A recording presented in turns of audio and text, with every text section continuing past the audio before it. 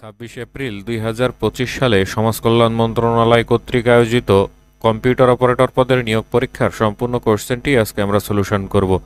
আশা করি সবাই ভিডিওটি প্রথম থেকে শেষ পর্যন্ত ধারাবাহিকভাবে দেখবেন। পরীক্ষার পূর্ণ মান ছিল 90 এবং সময় ছিল 90 মিনিট। 1 নম্বর কোশ্চেনটি হচ্ছে এক কথায় প্রকাশ করুন। দেখবার ইচ্ছা এর এক কথায় প্রকাশ হচ্ছে দিদৃক্ষা। পাখির কলরব এর এক কথায় প্রকাশ হচ্ছে কুজন। নষ্ট হওয়া স্বভাব যার এর এক কথায় প্রকাশ হচ্ছে নশ্বর। সময়ের পক্ষে সমীচীন এর এক কথায় প্রকাশ হচ্ছে যুগোপযোগী। সমুদ্রের ঢেউয়ের শব্দ কল্লোল। 2 নম্বর কোশ্চেনটি হচ্ছে কারক ও বিভক্তি নির্ণয়। ওপারের হাটে যেতে হলে নৌকাতে নদী পার হতে হয়। নৌকাতে কোন কারকে কোন বিভক্তি। কিসের দ্বারা নদী পার হতে হয়? নৌকার দ্বারা, অর্থাৎ নৌকা হচ্ছে করণ কারক এবং এখানে এ বিভক্তি যুক্ত আছে নৌকাতে, তাহলে এটা হচ্ছে করণ কারকে সপ্তমী বিভক্তি। এমন সুখের মরণ কজনে মরে। মরণ কোন কারকে কোন বিভক্তি। এখানে সুখের কি বুঝাচ্ছে, অর্থাৎ মরণ, তাহলে মরণ হচ্ছে কর্মকারক এবং এখানে কোনো বিভক্তি যুক্ত নেই, তাহলে এটা কর্মকারকে শূন্য বিভক্তি। ট্রেন কমলাপুর ছাড়ল। কমলাপুর কোন কারকে কোন বিভক্তি। কমলাপুর ছাড়ল অর্থাৎ স্টেশন ত্যাগ করলো, তাহলে এটা হচ্ছে অপাদান কারক এবং এখানে কোনো বিভক্তি যুক্ত নেই, তাহলে এটা হচ্ছে অপাদান কারকের শূন্য বিভক্তি। তিলে তৈল আছে, এখানে তিলে কোন কারকে কোন বিভক্তি। এখানে তিলের ভিতরে তৈল সঞ্চিত আছে, তাহলে তিল হচ্ছে এখানে একটা আধার, অর্থাৎ তিল এখানে অধিকরণ কারক এবং এখানে বলা আছে তিল এ অর্থাৎ সপ্তমী বিভক্তি। যদি বলা থাকতো তিল থেকে তৈল হয় তাহলে হতো অপাদান কারক। দুঃখীকে দয়া করো, এখানে দয়া করতে বলা হচ্ছে অবশ্যই সম্প্রদান কারক এবং এখানে কে বিভক্তি যুক্ত আছে, তাহলে এটা হচ্ছে সম্প্রদান কারকে চতুর্থী বিভক্তি। 3 নম্বর কোশ্চেনটি হচ্ছে অর্থসহ বাক্য লিখুন।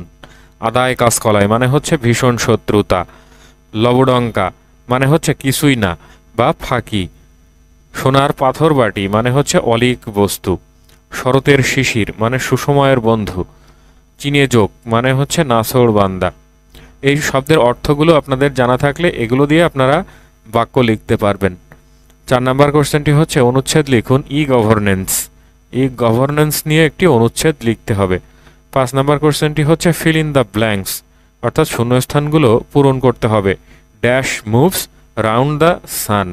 The earth moves round the sun, অর্থাৎ পৃথিবী সূর্যের চারিদিকে ঘুরে। He is dash F R C S, he is an F R C S. এখানে এফ কনসোনেন্ট হলেও এফ এর উচ্চারণ এ এর মতো বা এ থেকে শুরু হচ্ছে, তাহলে এফ আর সি এস এর আগে অ্যান বসবে। To dash is human, to err is human, অর্থাৎ মানুষ মাত্রই ভুল করে। What is the time dash your watch, what is the time by your watch, অর্থাৎ তোমার ঘড়িতে এখন কয়টা বাজে। He is died dash over eating, he is died from over eating, অর্থাৎ অতিরিক্ত খাওয়ার কারণে মারা গেলে ডায়ের পরে সাধারণত ফ্রম বসে। 6 নম্বর কোশ্চেনটি হচ্ছে চেঞ্জ দ্য জেন্ডার, অর্থাৎ লিঙ্গ পরিবর্তন করতে হবে। ডাক মানে হচ্ছে হংস এবং এর অপোজিট জেন্ডার হচ্ছে ড্রেক, ড্রেক মানে হচ্ছে হংসী। নন মানে হচ্ছে সন্ন্যাসী, এর অপোজিট জেন্ডার হচ্ছে মঙ্ক, মঙ্ক মানে হচ্ছে সন্ন্যাসিনী। উইজার্ড মানে হচ্ছে জাদুকর, এর অপোজিট জেন্ডার হচ্ছে উইচ, উইচ মানে হচ্ছে জাদুকরী বা মায়াবিনী। ডিউক মানে হচ্ছে সর্দার, এর অপোজিট জেন্ডার হচ্ছে ডাচেস মানে হচ্ছে সর্দারনী। টাইগার মানে হচ্ছে বাঘ, এর অপোজিট জেন্ডার হচ্ছে টাইগ্রেস মানে হচ্ছে বাঘিনী। 7 নম্বর কোশ্চেনটি হচ্ছে make sentences by the following words, অর্থাৎ যে ফ্রেজ এবং ইডিয়মসগুলো দেওয়া থাকবে সেগুলো দিয়ে সেন্টেন্স তৈরি করতে হবে। কল টু মাইন্ড মানে হচ্ছে স্মরণ করা। I can not call to mind your name, অর্থাৎ আমি তোমার নাম মনে করতে পারছি না। ডেড এগেনস্ট মানে হচ্ছে ঘোর বিরোধী। He is dead against me, অর্থাৎ সে আমার ঘোর বিরোধী। এন্ড ইন স্মোক মানে অঙ্কুরে বিনষ্ট হয়ে যাওয়া বা শুরুতেই শেষ হয়ে যাওয়া। All his plans ended in smoke, তার সকল পরিকল্পনা প্রথমেই শেষ হয়ে গিয়েছিল। এ রেইনি ডে মানে হচ্ছে দুর্দিন।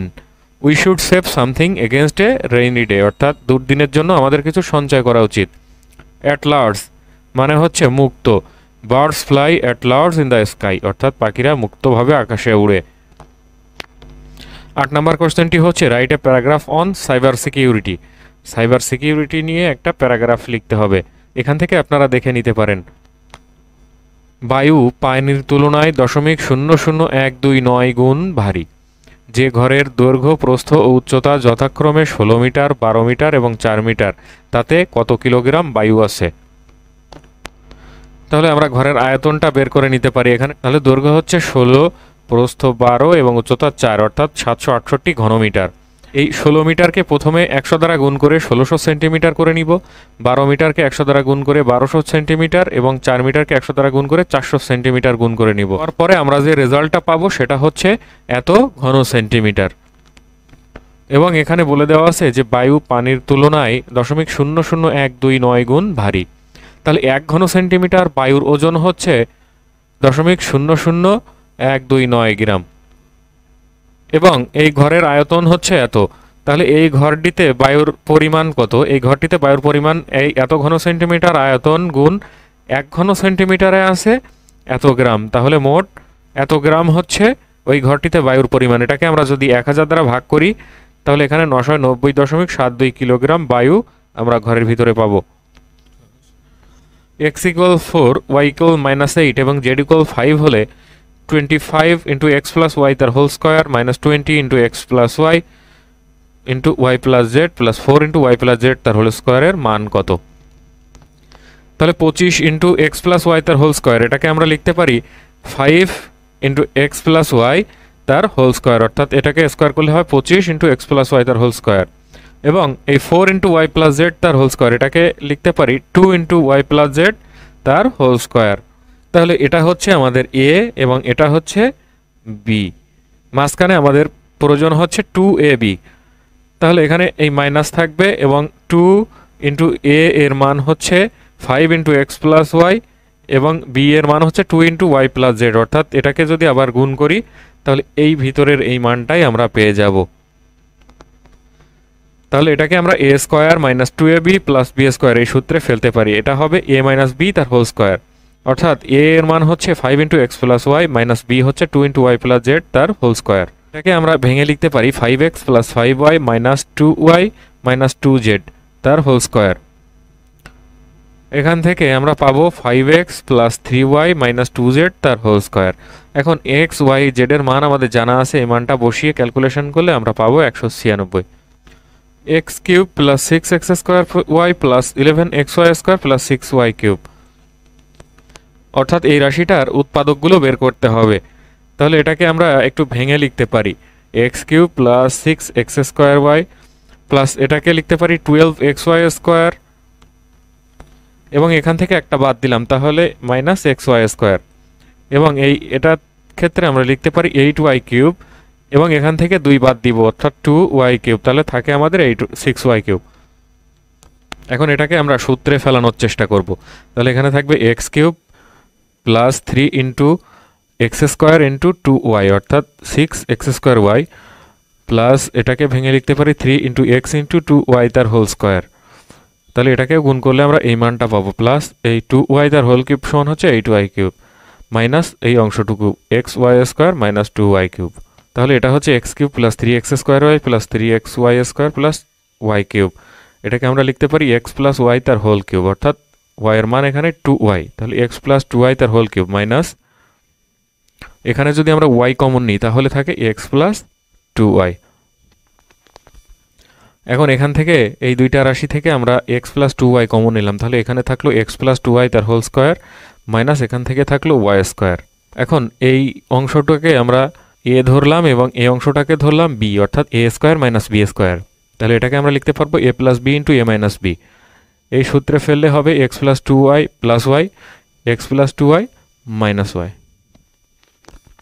অর্থাৎ এটাকে ক্যালকুলেশন করলে আমরা পাবো x + 3y এবং এটা করলে পাবো x + y, অর্থাৎ এই তিনটি হচ্ছে এই রাশিটির উৎপাদক। প্রমাণ করুন যে 3 log 10⁻² + log 10⁻5 সমান হচ্ছে log 10⁻40। তাহলে প্রথমে আমরা এই বামপক্ষ নিয়ে কাজ করব। তাহলে এই 3 log 10 বেস 2 এটাকে আমরা লিখতে পারি log 10 বেস 2 টু দি পাওয়ার 3 এবং এখানে থাকবে log 10 বেস 5 টু দি পাওয়ার 3 মানে হচ্ছে 8, অর্থাৎ log 10 base 8 plus log 10 base 5। এখানে এই বেস সমান, তাহলে পাওয়ার দুইটা গুণ হবে, তাহলে log 10 বেস 8 ইন্টু 5 অর্থাৎ log 10 বেস 40, অর্থাৎ লেফট হ্যান্ড সাইড সমান হচ্ছে রাইট হ্যান্ড সাইড। রমিজ সাহেব ব্যাংকে 5,000 টাকা জমা রাখলেন এবং ঠিক করলেন যে আগামী 6 বছর তিনি ব্যাংক থেকে টাকা উঠাবেন না।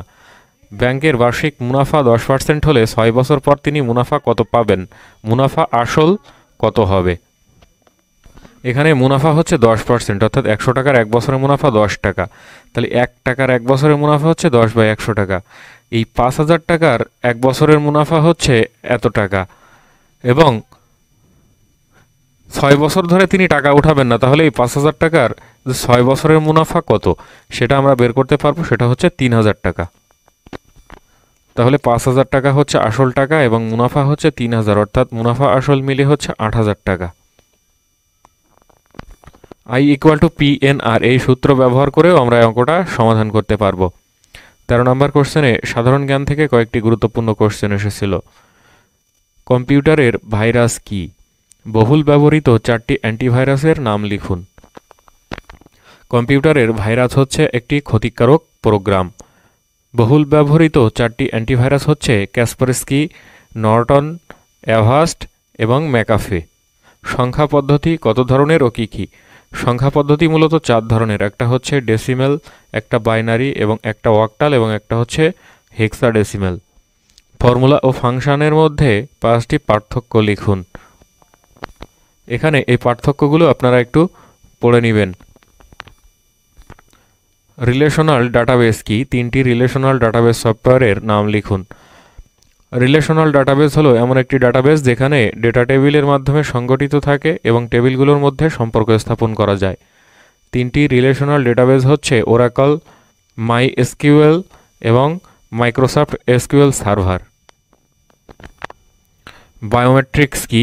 এর 4টি ব্যবহার লিখুন। বায়োমেট্রিক্স হলো মানুষের শারীরিক বা আচরণগত বৈশিষ্ট্য ব্যবহার করে ব্যক্তিকে শনাক্ত বা যাচাই করার প্রযুক্তি।